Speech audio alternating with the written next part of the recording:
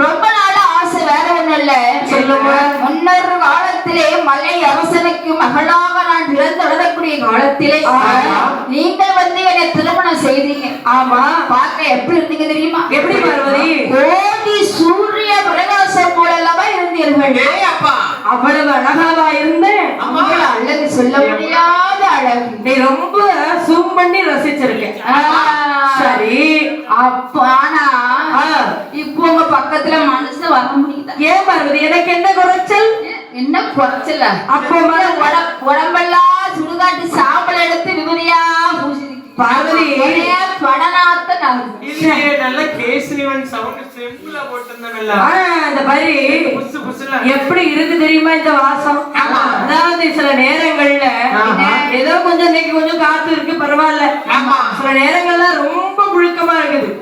கச கசன்னு இருக்கிற நேரத்துல